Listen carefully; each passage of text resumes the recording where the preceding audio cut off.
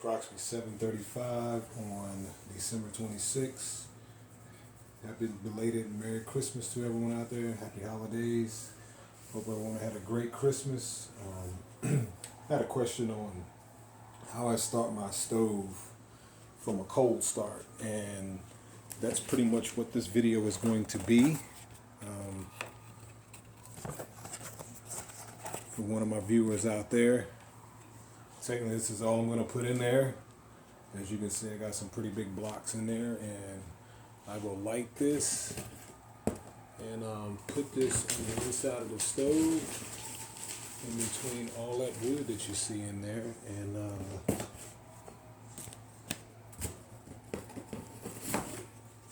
give it a second and let it take off.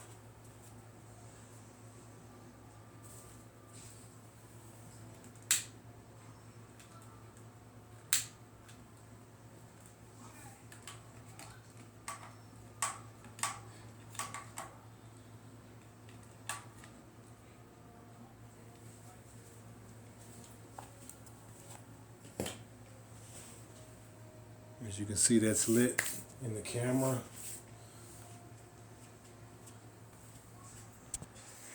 I got my controls fully open, which this particular stove, all the way out is fully open, all the way in is fully closed. And so as right now we got a little blaze going, and I'm gonna shut this just to get a good draft going from the side of the stove right here. And as you see, just with that little piece of fire starter I use, it does really well. And I got about, I mean, these are not large pieces from what I've seen other people use in this particular stove, but I got about, see, 2, 4, 6, 8 split pieces, and then I got one little unsplit piece of a branch. So, and this definitely should last me until the morning. I should have a decent bed of coals tomorrow morning. Like I said, it's approximately right now 7:38 Eastern Standard Time. And once again, this is a Englander NC30. Very simple stove to operate. Really not much to it. Like I said, it really only has one air control that you actually operate, which is below the firebox. Ash pan. And pretty much, that's it. I'm just going to sit here and let this record, and you guys can watch this take off, and I'll come back.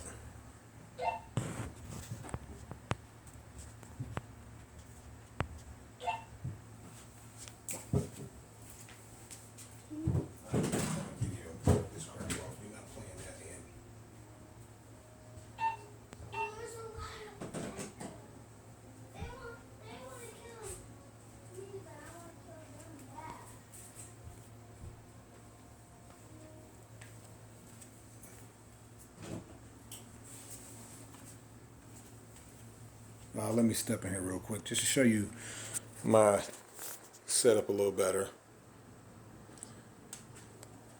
I got a kettle right there. I believe that's about 3.5, maybe 4 quarts.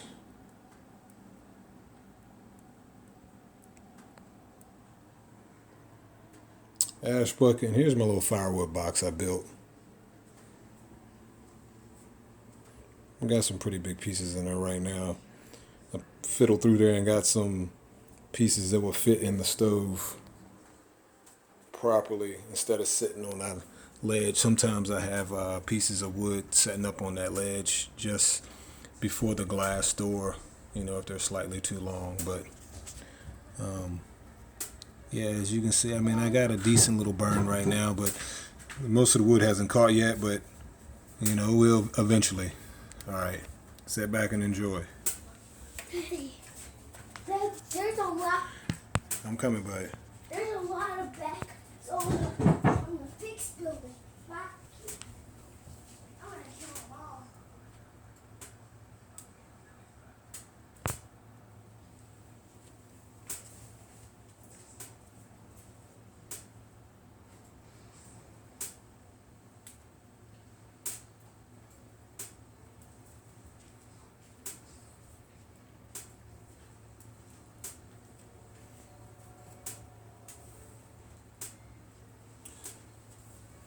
As you sit here and watch this, as I got a little bit more experience with the stove, as you hear the tinking sound or the crackling sound in the stove, you know it's starting to heat up. And the more it cracks and tinkles and all that stuff, you kind of get a sense of the heat is starting to, you know, rise inside the firebox and reach to the exterior part of the stove. That's just from what I. So once again, just like I said, just sit back and enjoy, and I will be adjusting probably the controls hopefully in about the next 4 to maybe 5 minutes.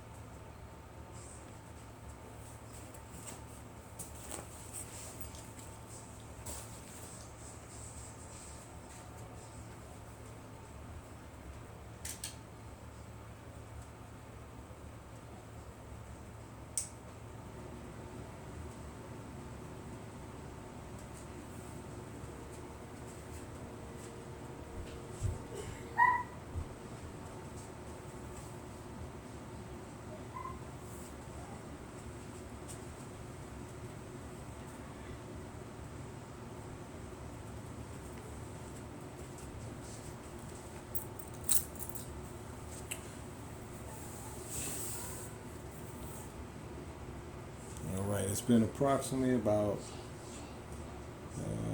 8 minutes or so since I actually lit the stove, and as you can see, it's it's catching pretty well. Still hasn't caught all the pieces of wood just yet, but air is flowing through there pretty nicely, and I'll show you my gauges. Of course, that's going to lag behind, but as far as in the flue right now, that's what I have, and it's slowly climbing. And once that reaches about 650, that's when I actually start to shut down my air and try to zone it in and get it just right. But I'm running out of time here, I can see on my phone, so there will be a part 2 of this saga. Alright, take care guys, and remember, if you like what you see, click that bell, and don't forget to subscribe. Alright guys, take care, God bless.